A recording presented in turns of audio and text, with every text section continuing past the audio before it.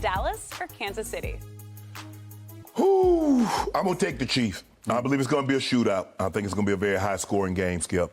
I thought Mahomes did a very good job of taking what was given to him last week. He took the underneath stuff. He took the shallows. He took the quick hitches. He didn't try to force the ball down the field. And the question is, moving forward, can you do this game after game after game, knowing by nature you are a risk taker? You love pushing the ball down the field. I think if he can do that, continue to do what he did against the Raiders, take what they give him, take that rim route, take the flat, take Kelsey on the shallow cross, take Kelsey on the little hitch, and let him turn and get up in the shadow. Give Tyreek opportunity. Now, I think now it's going to be easier for him to get Tyreek because they're going to be bailing. I promise you, Trayvon Diggs is not going to be taking the risk that he would normally take in a game because there is no makeup for these guys. You take a risk on this, and it's an out and up or it's a stop and go, it's over. You're not catching up with these guys. They got too much quick speed. point of order from you, the Hall of Famer. Trayvon Diggs has been traveling. This is the first year that he's traveled. He just takes the best receiver and he says, I got him. No, he ain't taking Tyreek. No. Okay. He might travel with Tyreek, but he knows he has help over the top. I'm with you. You have to have help. Yeah. Tyreek has been targeted the second most in the league to Cooper Kupp. Right. Mahomes is just going to throw it and throw it and throw it to the little cheetah. Yeah. Because he is the fastest man on the planet in shoulder pads, right? Yes, he is. Okay, and so it's just going to happen. It's going to happen. And what happened at Tampa a year ago, you remember, just before the Bucs went on their bye, was devastating because in the first quarter alone, he basically won the game just throwing it to Tyreek. And the thing is, Skip, it's like, man, why we got to try to prove that we can cover this man one-on-one?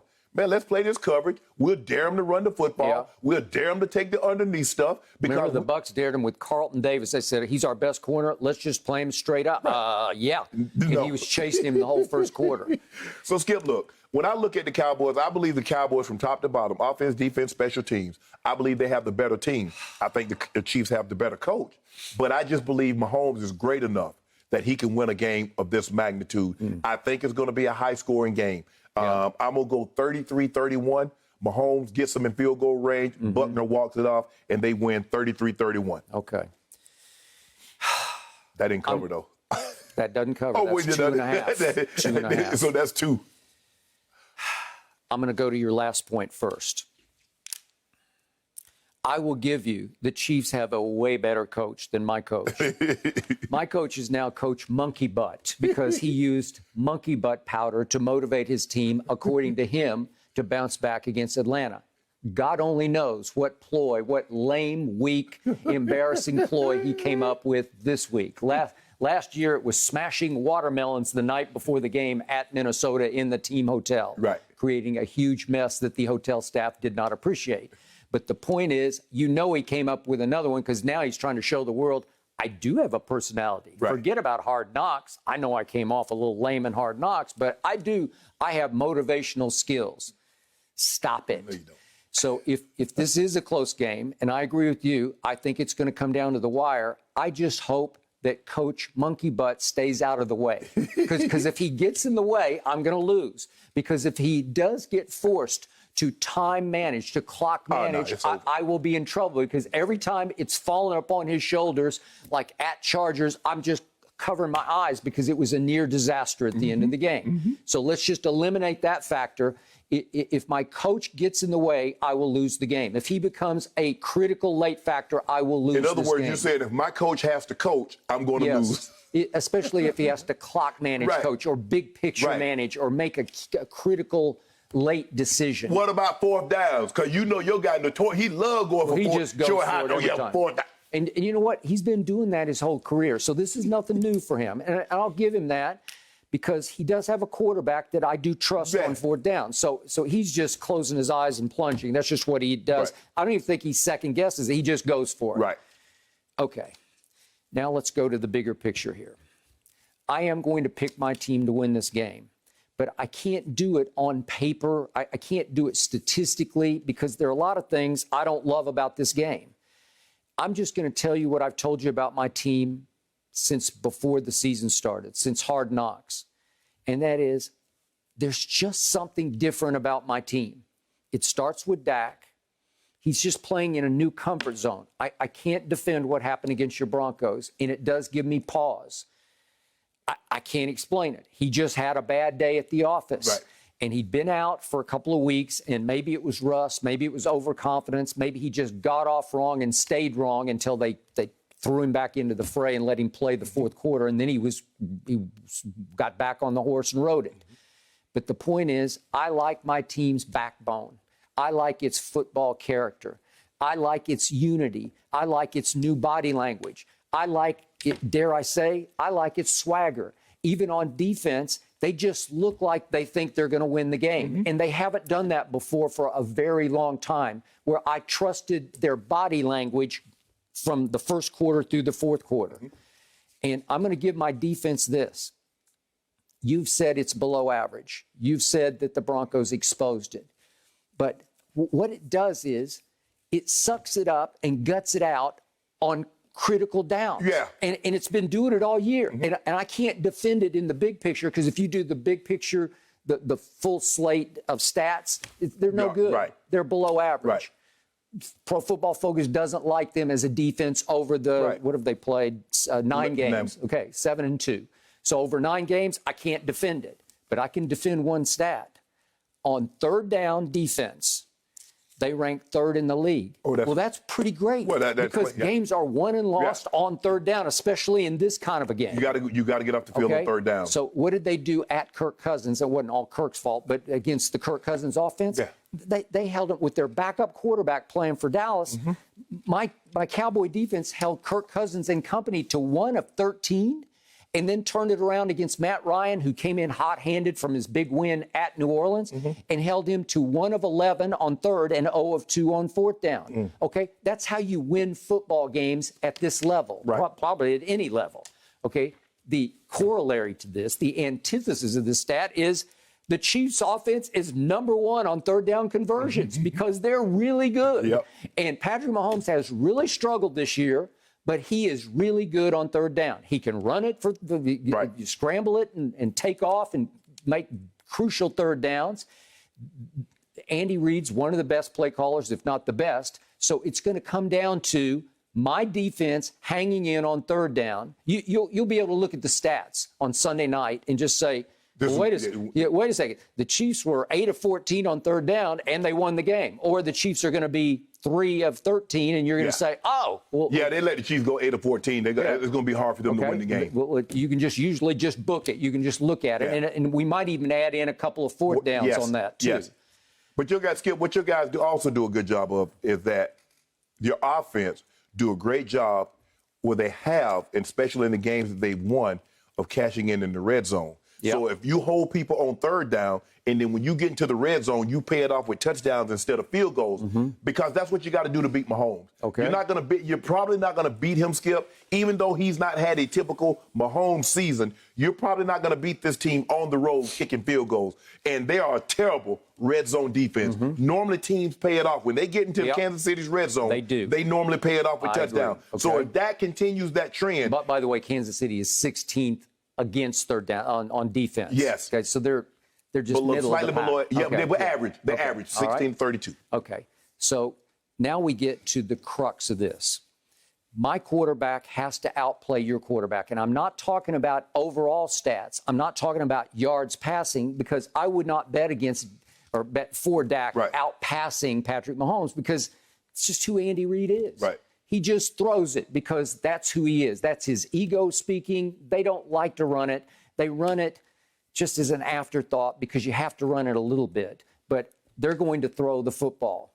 Okay? So I don't doubt that Patrick will have more passing yards. He'll have 350. He might even have 400. I don't know. But I believe this is the key stat. You know what my favorite quarterback stat is? QBR, because it takes into account everything that went into the game, including what you did with your legs. And consistency. It takes into account what you did on third down as opposed to first and second down. Well, I believe Dak will have a little better QBR than Patrick. And by the way, on the year, Dak ranks 9th in QBR and Patrick is 10th in QBR. So he's just slightly ahead of him. And I believe he'll be slightly ahead of him in this game.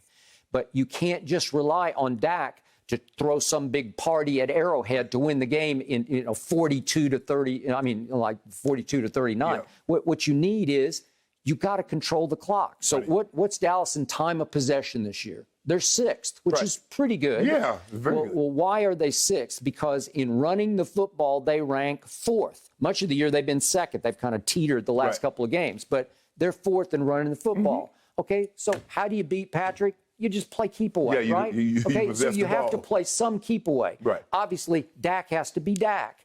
And you need to get CD involved and spread the wealth and get Amari and Gallup and Pollard, all of them involved. And yet, in the end, you better keep the other guy off the field or he's going to get you. Yeah, because, Skip, because you got to possess the ball because then it's not like they're trying to possess the ball. Yeah. They're trying to get the ball to the end as quick as possible. Okay. So a lot of times, Skip, they're scoring in 4 minutes or less. Yeah. So if you possess – the thing is, it's not just good enough to possess the football, Skip. Yeah. You got to pay it off with touchdowns. Okay. That's what teams normally beat them. They possess the ball 7 to 8 minutes, and the next thing you know, they're going into the end zone. Okay. Now that adds even more pressure, and now he's going to get back, man, I got to get it because my defense doesn't have it today. Okay. So I got to take a chance that you don't need to take. Speaking of play callers, when my team gets in the red zone, I'm not sure there's any better play caller than Kellen Moore. He's very slick, quick, clever, creative. They call plays where it takes my breath away in the red zone. So he's got to be Andy's equal when you get into scoring territory. Right. And I believe he is. And I think Kellen will make a statement. Watch me. I'm right here with him. Because they're so versatile, Skip. The thing is, when Kansas City gets into the red zone, they can't run the football. Yeah. So basically, you've eliminated half their offense. Yeah. It's not like Dallas can run it. So Zeke and Pollard are still viable options, and your quarterback. Now, they don't run Dak as much as they did prior to this injury. They do not. But you see what they're able to do. They can still hand the ball off, and Zeke can hit a crack. Pollard can hit a crack. That's not how Kansas City operates in the red zone. They're still trying to throw the football into the end zone where Kellen Moore says, you know what? They backed off. Let's run the ball. Okay. We got an offensive lineman. Now, it's being reported that Tyron Smith is probably going to be back.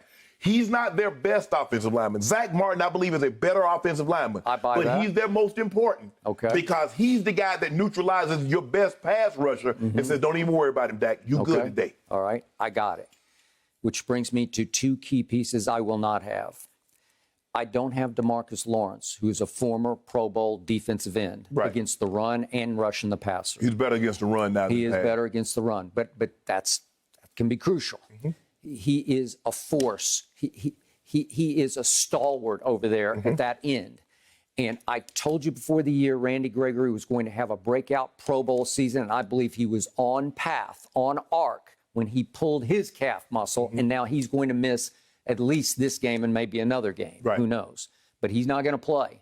So I'm down effectively two Pro Bowl defensive ends against Patrick Mahomes. Right. Well, I'll be honest with you, I don't love that.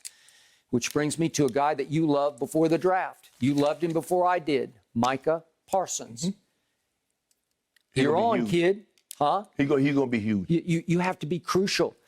I believe he has entered not just Defensive Rookie of the Year discussions. I believe he's now in the debate for Defensive Player of the Year. Well, here you go. Yeah. You got a shot. You got to disrupt. You got to be literally all over the field. I don't like it when they line him up and put him on Kelsey or whatever downfield. You don't like him off the ball. I don't because he tends to be wasted on plays where he's just he's got the back coming out of the backfield. He doesn't have nearly the impact off the ball as he does on the ball because he's going to get tackled for losses. He's going to hit your quarterback or he's going to bring your quarterback down. But a big key, Skip, is for the Chiefs, how third and manageable is it? If you can keep it 3rd and 3 to 5 and not 3rd and long, because now all of a sudden, if you want to hit a quick running play, you can get 3 yards. But when you start getting 3rd and 7, 3rd and 8, 3rd and 15, 3rd and 12, penalties is another going to be a key because we know the Chiefs.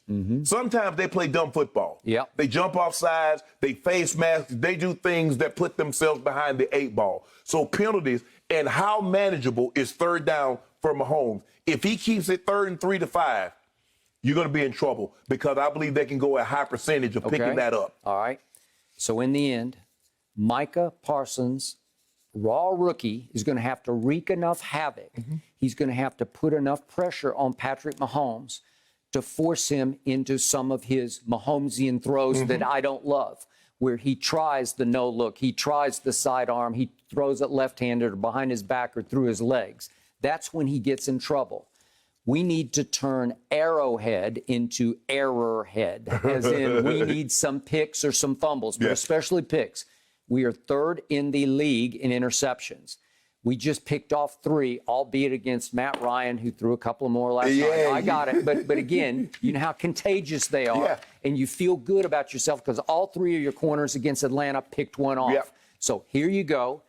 You need a couple. You need at least one because you got to tilt the field back in your favor. And they've been doing it all year, and I trust they're going to do it again. And finally, the odds makers continue to show Dallas the ultimate respect because, as we talked about, was it yesterday? In Patrick Mahomes' era there, in all of his time there, they've always been at least a 3-point favorite over anybody they played, including Tom Brady's Patriots in the AFC Championship game when they were a 3-point favorite. Right.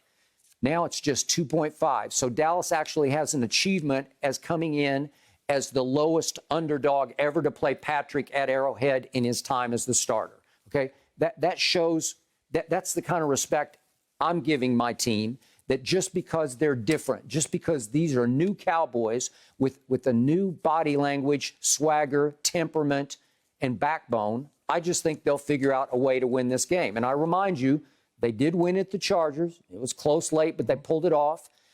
And they won at Belichick. It was late. It was overtime, but they pulled it off with a walk-off.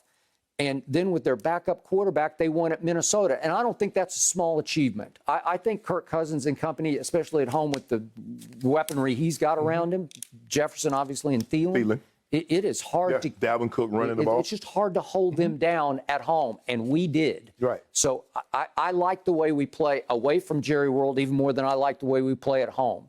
So I'm going to go very close late. I'm going to say it's the kind of game that they threw at GOAT on opening Thursday night.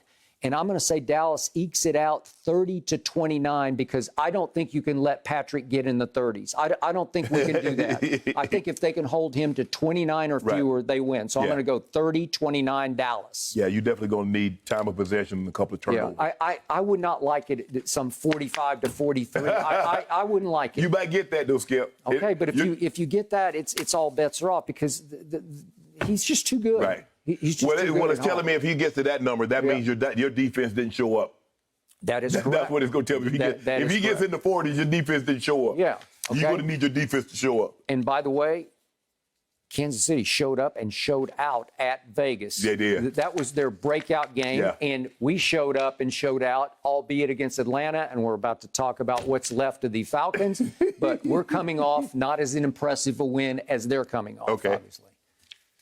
Thank you for watching. You can subscribe here to get the latest from the show, and be sure to check out more of the best clips from Undisputed, or go watch a few other segments from our other shows on FS1.